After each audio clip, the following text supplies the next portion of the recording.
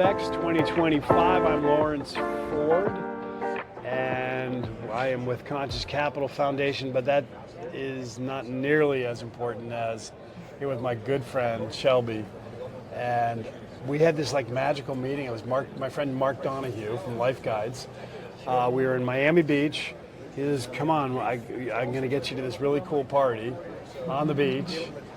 And I walked up and the scene was just, there was music, a DJ, lights all around, art, people having a good time, open bar, and there's Shelby.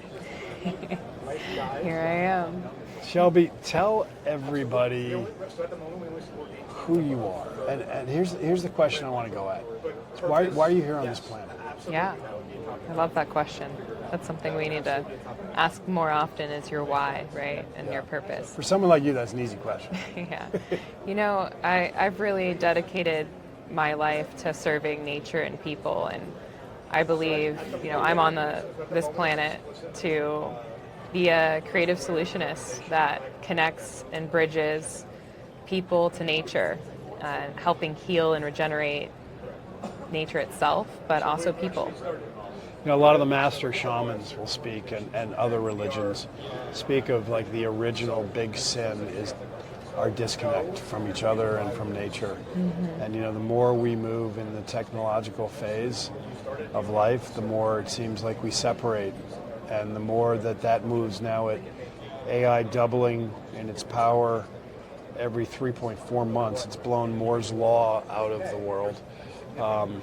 You know, I think the concern is you see that separation more and more also exponentially happening. Do you feel that? Oh, most definitely. And you know, throughout my whole scientific career, the point that I had arrived to that our biggest threat to humanity is our disconnection from nature, but it's also from nurture and network. And nature ultimately is the greatest healer, but we're all supportive on it. You know, we're at a conference, we're talking about the blue economy, ecosystem services. In reality, nature is our only currency. And it's interdependent. We're not separate from it. And now we're seeing people... Nature is our only currency. We're interdependent. It is we are not separate from it.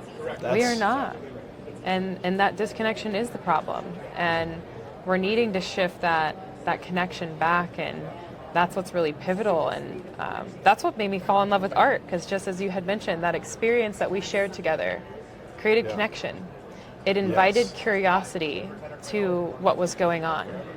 And we need that in these moments. We need to come back and connect with community, connect with nature, but also work with nature. Nature's incredibly resilient. And if we give it a boost and use the greatest technology that we have today to actually engineer, co-create with nature and scaling nature-based solutions, it not only helps our planet, but it helps heal people, and it'll bring abundance to every aspect of life. A healthy, thriving environment, we get also healthy, thriving communities and people. Imagine that. Let's talk coral. Yeah, my I favorite. love coral, man. That's where we really connected on the beach. Oh, yeah. You know, when I lived in St. John, I would go out my neighborhood. I mean, my car, wherever I went, it had fins in it, a towel, an extra change of bathing suit. We used to call it in the islands so you didn't get diaper rash. You know, you didn't want to drive around in a wetsuit, and you were in the water so much. You always had that change. The hardest part was remembering your shoes.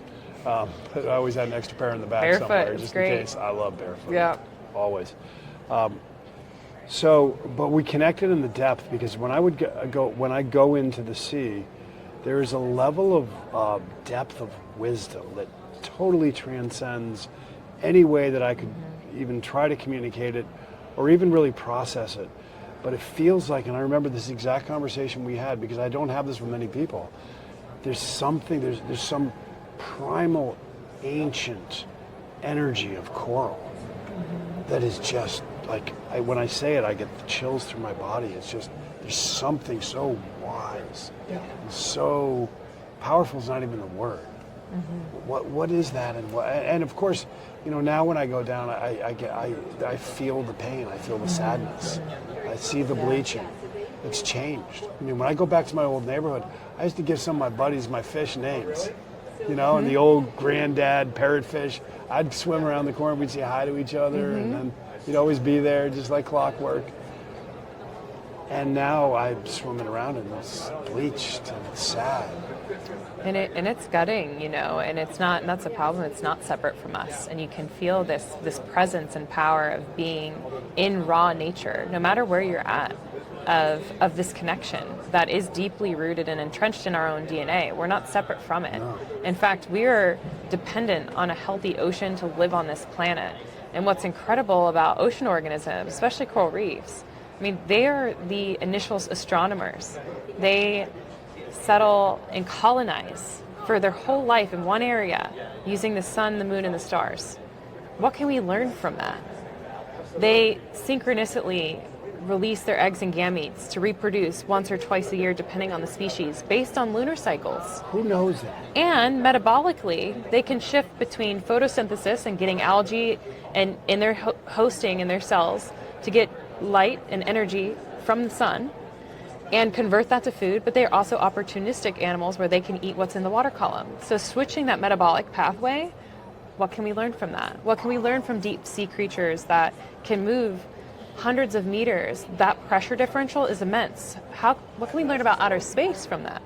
So we have answers right at our feet, beneath the surface, and people view the ocean as a blanket of water, out of sight, out of mind. And there's a huge disconnection, not just from nature on land, but especially the ocean.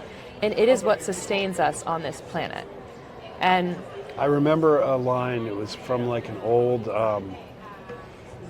it's like an old show. It's like a kung fu show. I can't remember the name of it, but it's like really ancient when I was little watching it. I used to love that because it had wisdom, and I didn't know why I loved it, but I certainly do now.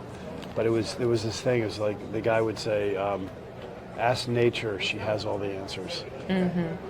she sure does. And, we have so many aspects to learn from nature everywhere.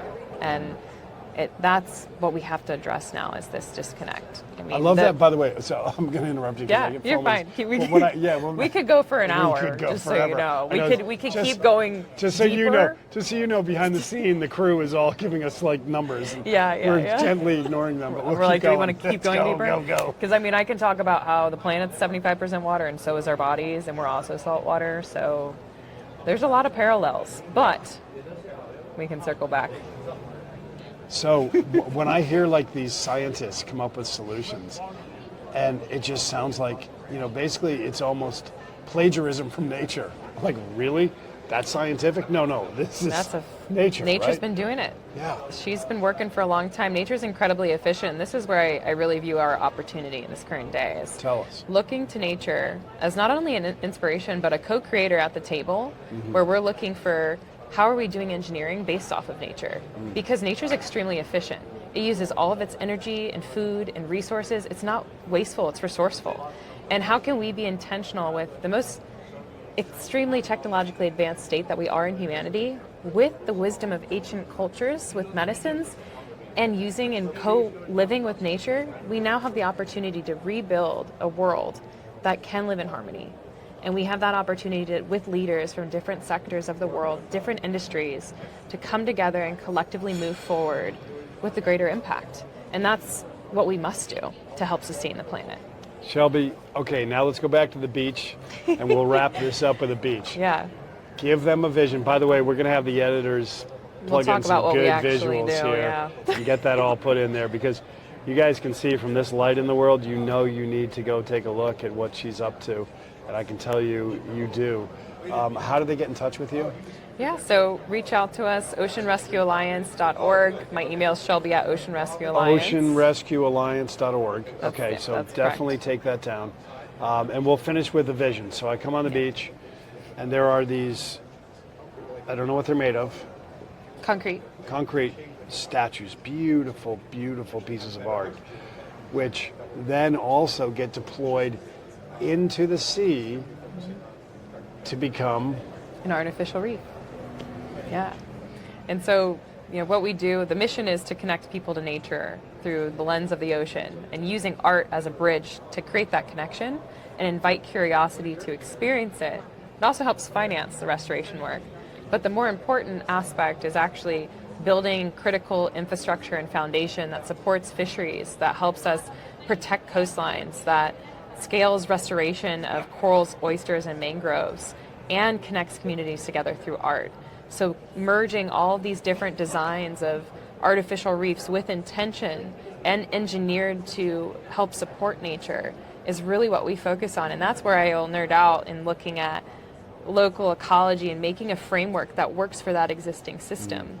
And we can be scaling these solutions around the globe. And not only does it help support the ecosystem, but also the economy. And we can be tangential and be doing both. And so we're excited to be exploring more opportunities to do that and deploying a reef at the city of Hollywood Beach, putting 50 structures out that'll support 5,000 corals and 14 artistic reefs. That's part of our Guardians of the Reef project. But yeah, we want you to join us, and Lawrence, you're gonna come get in the water with us and come dive. Yeah, hell yeah. Come put some corals out, and we'll keep building, because we need people like you all, and thank you, Shelby. Really appreciate it. Seriously, thank you so much you do for the world and for that beautiful ocean that we love so much. Thank you. Appreciate you guys. We need you too.